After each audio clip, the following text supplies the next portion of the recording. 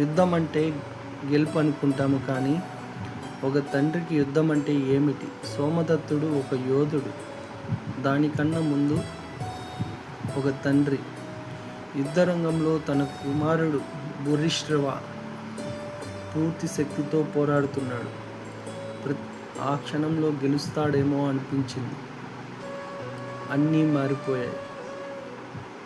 తన కళ్ళ ముందే తన కుమారుడు కూలిపోయాడు. ఇప్పుడు ప్రశ్న, ఆయన ఏం చేశాడు?